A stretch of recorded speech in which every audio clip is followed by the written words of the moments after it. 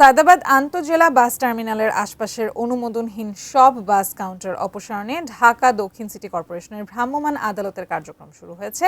সরাসরি যুক্ত হচ্ছি সেখানে।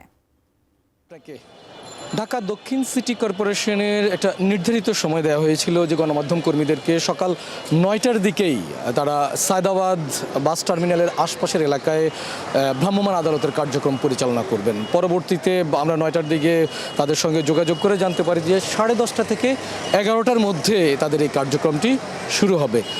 এরপরও 11টা নাগাদ শুরু হয়নি। এই কার্যক্রমটি শুরু করতে করতে প্রায় 12:10 মতো হয়ে যায়। 11:45 দিকে ভ্রাম্যমাণ আদালতের ম্যাজিস্ট্রেট তিনি সায়দাবাদ টার্মিনাল এলাকায় এসেছেন। যদিও এর আগে থেকেই দক্ষিণ সিটি কর্পোরেশনের আমার ঠিক পেছনেই এই ভ্রাম্যমাণ আদালতের কার্যক্রম বলুন আর উচ্ছেদ অভিযান যেটি হোক না কেন, সেগুলোর সরঞ্জাম, আইন শৃঙ্খলা বাহিনী থেকে শুরু করে অন্যান্য তাদের যে লেবার বা শ্রমিক কর্মী বাহিনী থাকার কথা সব কিছুই প্রস্তুত আছে।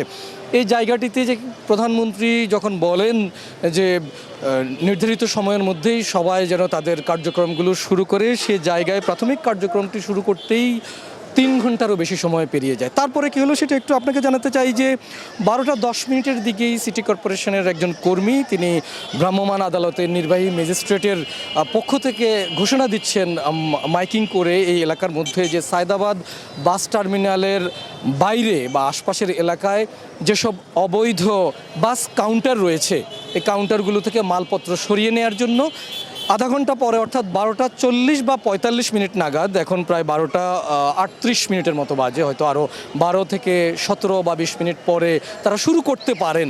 এই বিষয়ে এখনও নিশ্চয়তা দিতে পারছি না যতক্ষণ পর্যন্ত না তাদের আসল কার্যক্রমটি শুরু হয়। তার আগে একটু আপনাকে জানাতে চাই যে সম্প্রতি সড়ক পরিবহন ও সেতু মন্ত্রী তিনি তার মন্ত্রণালয়ে সংশ্লিষ্টদের সঙ্গে একটি সভা করে এরকম একটা ঘোষণা দিয়েছেন যে সড়ক মহাসড়কে, বিশেষ করে মহাসড়কগুলোতে আগামী ঈদকে ঘিরে যাতে গত ঈদুল ফিতরের চেয়েও আরও ভালোভাবে সড়কের নিরাপত্তা নির্বিঘ্ন করা যায় সেই বিষয়টা নিয়ে সরকার কাজ চালিয়ে যাচ্ছে। তারই ধারাবাহিকতায় তারা সভা করে এরকম ঘোষণা দিয়েছেন গণমাধ্যম কর্মীদের কাছে যে মহাসড়কের আশপাশে কোনো ধরনের বাসের টিকিট কাউন্টার রাখা যাবে না।